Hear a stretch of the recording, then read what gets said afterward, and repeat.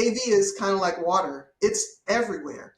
And everything that we're doing has an AV component in business these days. So my story's, but I guess my story might be like a lot of others where, Your story is like no one's. Yeah, no, that's no. Nobody else has Prince in their story. I'm just going to point that out. And your name, sir? This is gonna be fun. Drawing AV users into regional shows. How do we get the next generation into the AV industry?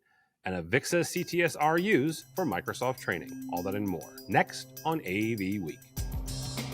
This is AV Week, episode 636, recorded Friday, October 27th, 2023. AVNation certified. This is AV Week, the weekly wrap-up of the biggest news in AV that we can find. My name is Tim Albright. I am your host. With us to discuss the news and information we have gathered this week. First and foremost, Bren Walker from Kirkegaard. Welcome, ma'am. Hello, how are you? I'm happily coming from AVNation on Salt Spring Island in British Columbia, my home, and still celebrating Browns' victory over the 49ers. Yeah, the Browns and the Bears both have, a couple wins, so... And for those of us big dumb Americans that don't know where Bren is, Vancouver, kids, just look up Vancouver and it's right there. Somebody who's technically, she lives close to me, but she's not close currently.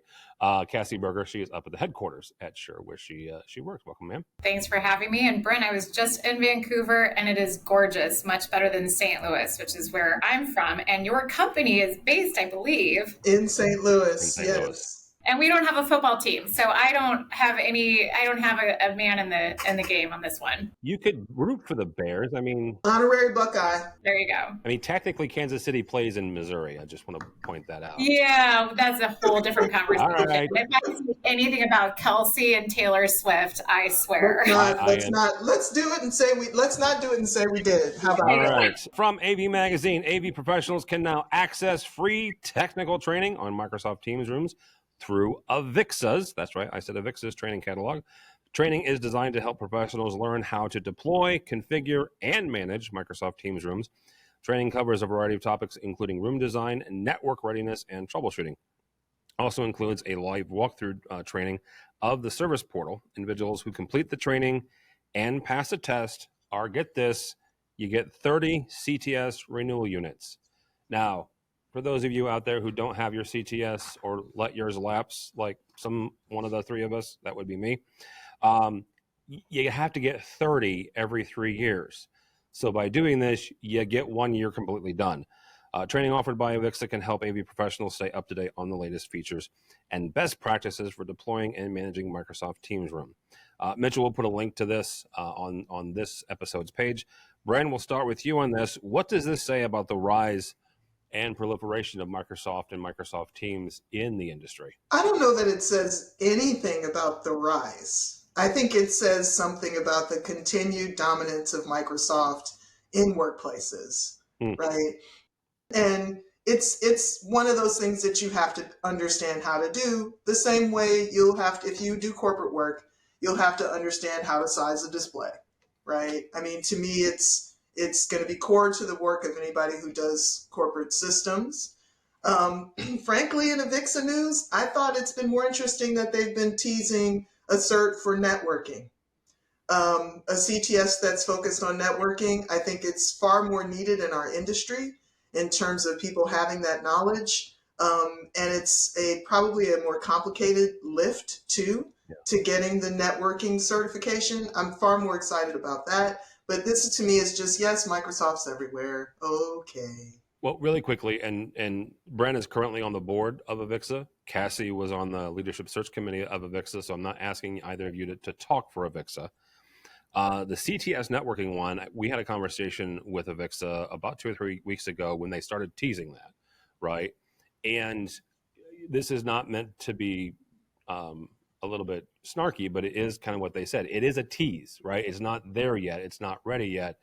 I know a number of folks personally who have signed up for the class. When it becomes available, once it becomes available, we'll have more information for you how to do that.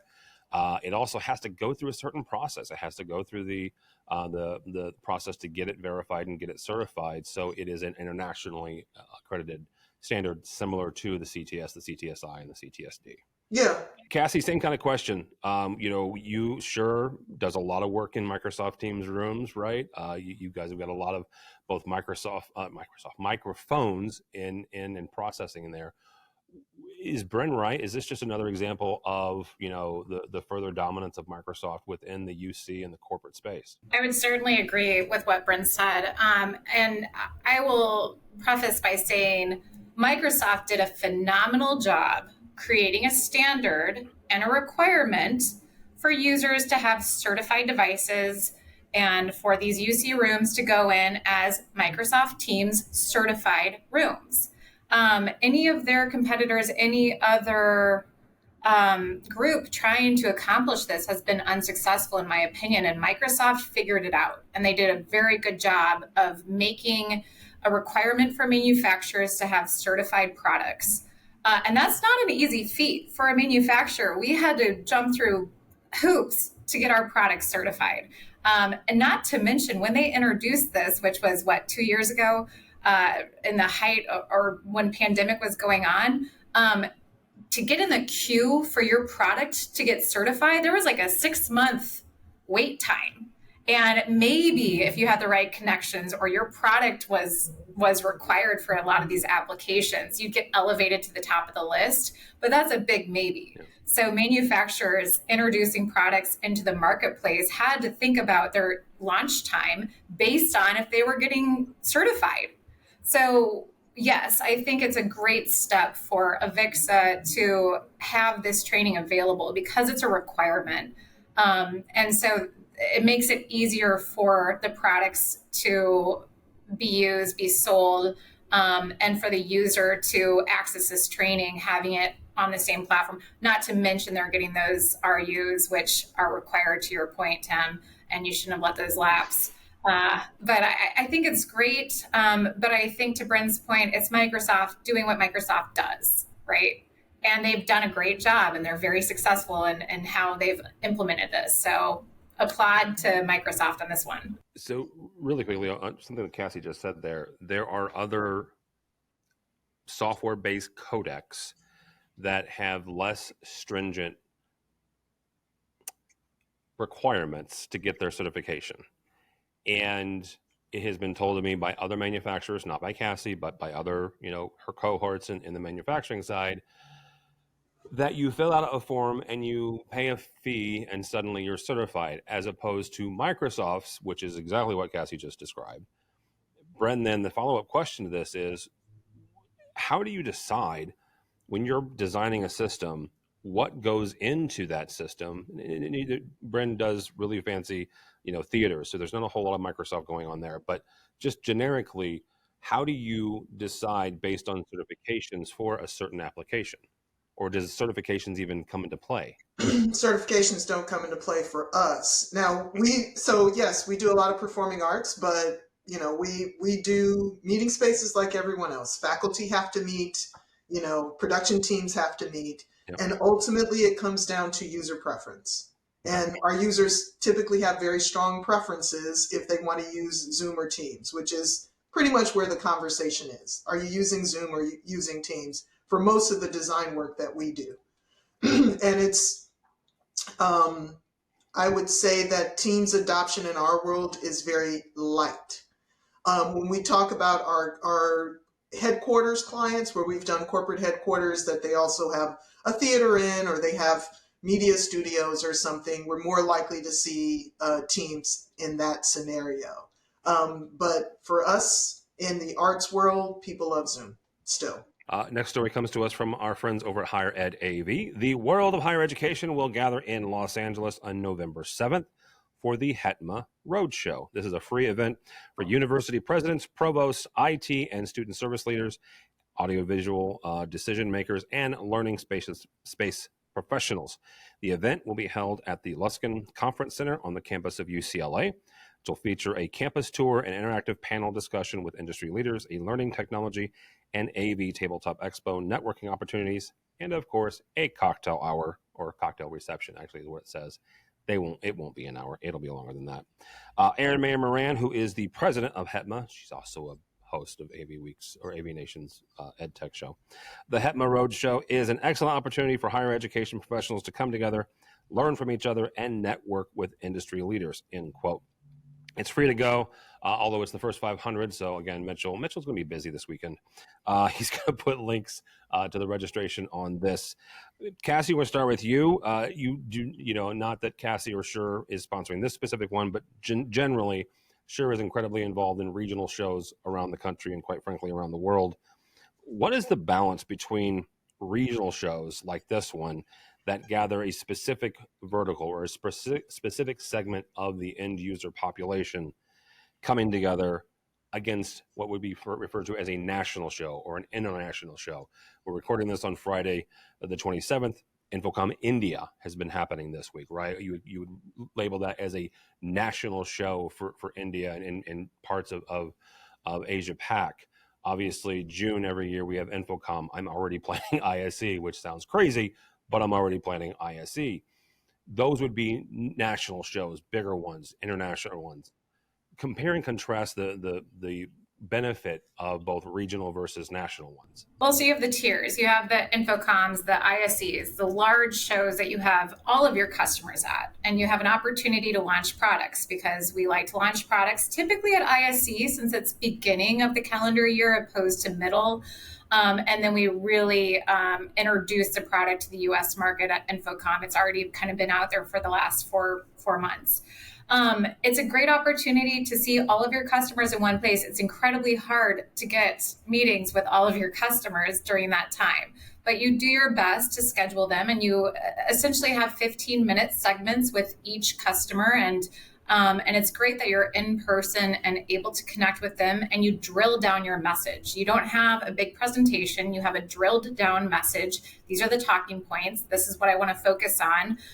Maybe it might be numbers, it might be product, but it's 15 minutes of quality. On the middle tier level, and I consider these national shows, you have your large integrators who have their national sales meetings, right? Yep. So that's the mid tier. And those are essential in my being able to push and really drive a new product or one message that I really want to focus on in a presentation format for 45 minutes and 15 of Q&A, that I want to tell them about a new product. I want to tell them what Shure is doing. I want to really focus on that room of individuals who are stuck listening to me for 45 minutes, right? So it's a great opportunity for me to not have a conversation, but present. Now, on the regional level is the most important, in my opinion. I would take the regional shows over the other two, but the other two are very necessary. But the regional shows is when I get to interface with the end user, because my customer is now bringing in their customer. Yeah. So I don't just have a conversation with my customer that I presented 45-minute of presentation to a month ago and knows my product. I get to actually see the person that's going to be using my product, which I never get that opportunity.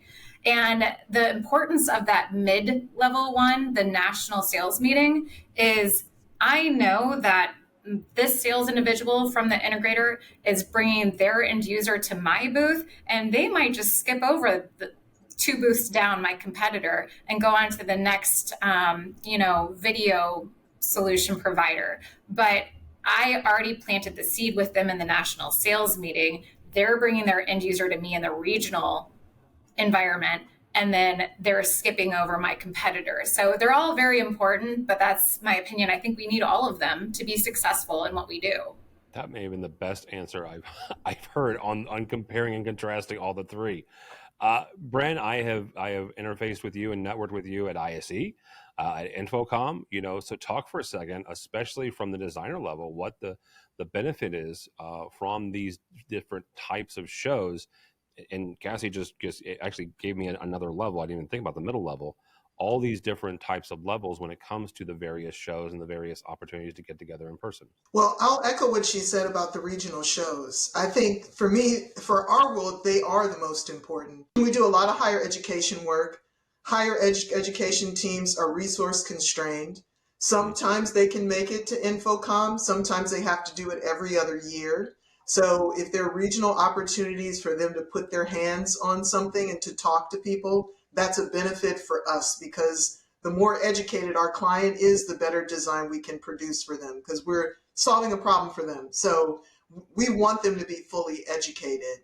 And I'll say also that, as we have moved from hardware to software, as this has increased, the challenges that end users have are increasingly software related. And you're not going to have those in-depth software conversations at an ISC or an Infocom, not really. And especially if you're a smaller player, if you're a 2-person IT team at a state university in Washington, the chances that you're going to get that person on the showroom floor at Infocom to answer that specific question about software is kind of narrow. And you might even feel intimidated to ask it, right? Whereas at the regional shows, I think it's more, the contact is more personal. The opportunity to ask questions that dive deeper for your vertical is greater. And I love what HETMA's doing every which way. I love everything that they're doing, because they're helping make my customers smarter. And these kinds of shows are invaluable for that. Cassie, really quickly, something that Bren said is when it comes to those in-depth software conversations, if that's what the customer is looking for, the end customer, right? The specifier, the AV user, how does that change who you send to those regional shows? Because if that's the expectation, at least for a certain segment, they're not talking to, somebody like me who I'll tell you how to turn it on and how to restart it. That's about it, all I can do. But they want to talk to an engineer. They want to talk to somebody who can help them troubleshoot, right? Well, Tim, and I'm in sales, so to echo your point, if you come to me with a product specific question, I'm probably not the right person, but I'm more than happy to redirect the question to either the local rep, which we always include in regional shows. So it would be an independent rep firm that is very educated and knows the answers that I don't even know about our products. On those questions. And then I try to pull in a market development specialist as well. A market development specialist would be more equipped to answer those software specific questions or anything that's incredibly technical. They also have the outlook on new products. So they're able to have a conversation with the customer that the customer asks about certain features. And my market development specialist might know that those features are going to be covered in the next version of a product. And they're there to kind of lead that end user or integrator in the direction of, we don't have this now, but let me set you up with an NDA and we can take care of it moving forward. So that's the mix. It's a sales manager, it's an independent rep, and it's a market development specialist at the regional level. And I'll add, Tim, that we track when the regional shows are happening relative to our projects, right? Because if I can send the head of AV for a school of music to a regional show that's a 2-hour drive from where they are, then I'm going to get a lot of value from them attending that. And I'm going to let the person who I know they need to speak with know, I've got this person coming from University of Nebraska. Can you make sure that there's someone there who can speak to these issues? I hear this issue a lot from my various clients, right? So we try to help the manufacturers by saying, here's what we're seeing, and here's the things that we think you might need to address from various people we know are going to come to this show. Well, and Bren, you just actually brought out something else, and this is more a statement. Cassie, you can chime in if you want. That actually levels up the communication and levels up the relationship between the consultant and the manufacturer, right? Because let's be frank, sometimes some manufacturers don't think very highly of consultants, and because I'm not saying Cassie does. I'm saying that there are others that don't. Of course. I honestly, for us, we're about to launch a roadshow for consultants specifically on our new products and products we're introducing at ISE. And we realize the value in giving them the most information we have that we can put under NDA, because these are the individuals responsible for specifying a lot of our big designs and our bid work. And so the consultant needs to be in the in before the integrators really need to be in the know, right? So the consultant's actually the most important person aside from the actual end user, but they're the biggest influencer in every single design that we touch. And I will say this, just to go back to the trade shows, the large trade shows like ISE and Infocom, the benefit with those, with the personnel that are staffing it, is you get the actual product managers, the actual people who design the products that we're introducing. You get our executive staff. You get people that don't get to travel a ton, but know everything about what you're specifying and selling. And if you really have considerations on design, those big shows are the ones that you can find the people responsible for actually developing the product. So that's a huge benefit in those big shows. And, to echo what Cassie is saying, there are two manufacturers, Shure is one of them, who they keep us so aware and they are so engaged with us in terms of what we're designing for. Our projects, some of them are going to open for 3 or 4 years. So we need to be talking about things that aren't in the market yet.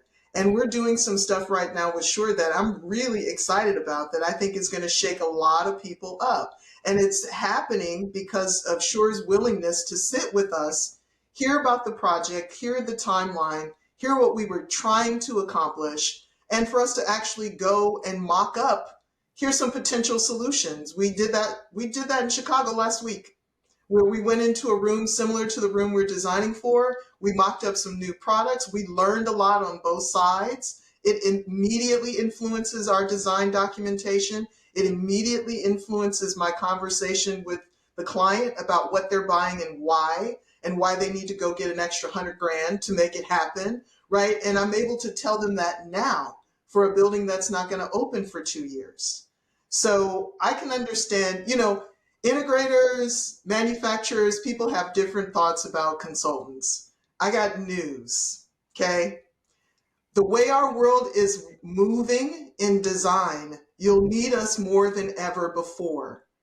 Because if we can tell everything about a product in a database, if all the data gives you everything you need to know about implementing that product, AI is going to do that design, not us, right? And what that's going to mean is that manufacturers who have a good handle on their data and are able to put their products into an AI-driven design are going to win. And the ones who don't have data that allows their products to be implemented through an AI-driven design are going to find themselves lagging, and they will need us even more. There you go. Final story. This one I'm looking forward to, not because my buddy Toby wrote it, because I know these two ladies' backstories, and I want to get into them for a second. So Toby Tungle, my buddy who is the new Chief Marketing Officer of CTI, he makes the case for Pro AV as a quote-unquote fulfilling career. Now, not to give Toby too much credit, because my job in life is to give him a hard time. It is actually a good case for it. Tungle highlights one advantage of a career in AV is the diversity of paths available. Pro AV, you can work in roles such as system designers, engineers, AI, just for the record, because that's what Bren just talked about. And also Cassie and I, when she's in town and we're both available, that's one of the conversations that we've been having the last year. Installers, content creators, producers, all kinds of stuff, digital signage. It's also constantly innovating, which means that there are always new challenges and opportunities for professionals to learn and grow. Pro AV professionals have the opportunity to work with the latest technologies and trends and are always in demand, which gives you job security. Now, Bren and Cassie, and Bren, we'll start with you. One of the common questions in Infocom at ISE is, how'd you get into the industry? I'll make it as brief as I can. Yep. I reached out to Larry Kirkegaard, who is the founder of Kirkegaard Associates, an acoustics firm. And I had spent the first part of my career in music, decade. I'd spent a decade working in Silicon Valley coding. And I had a desire to bring together architecture, music, and science in what I was doing. And I found Larry, right? And Larry helped me see different aspects of what their particular firm did. They're focused on natural acoustic environments, but here it was, they had these couple of AV people who every now and again, the AV people had to design a PA, right? What I could see coming was that the AV people would soon become the biggest part of the business, because the idea of having a concert hall that somebody pays $300 million for just for a symphony to do their thing is a dead concept. And every new venue that gets built has to have technology in it. That technology has to work well, right? So for me, it was totally a sideways coming into AV, although AV has been in my whole life. My first job on campus at Harvard was being AV for the Hillel. So I got up every Saturday morning and changed over the AV systems for the different groups that came in to worship. You know, I was a DJ. I worked in recording. You know, I've built studios. All of the things in my life were AV related, and I never tied them together to one industry, actually, until really I found AVIXA helped me sort of see how it's all part of one industry, because AV is kind of like water. It's everywhere. And everything that we're doing has an AV component in business these days. So but I guess my story might be like a lot of others where, you know. Your story is like no one's. Yeah, no, that's no. Nobody else has Prince in their story. I'm just going to point that out. Why should somebody consider AV as a career path? There will always be a need for someone who understands how to make people talk to each other, right? And we have a globally connected world. Business is done globally. That need will only keep increasing. The other thing is, it is fun, right? It's fun. It's fun to, at least from the design perspective, it's fun to have a conversation with someone about what they want. And then years later, there's a freaking building. And that building actually works the way people want it to work. It's fun to do work for a theater that's in a community and see that community changed by the fact that they now have great sound and they have great projection. And now they're doing film screenings and they're doing all sorts of things for their community they couldn't do before. The other thing is that I don't think you have to be particularly inclined in one way or another to be in the field. You don't have to be a STEM person. You don't have to be a marketing person. You don't have to specifically be introverted or extroverted. Whatever your personality profile is, there is a lane for you in AV.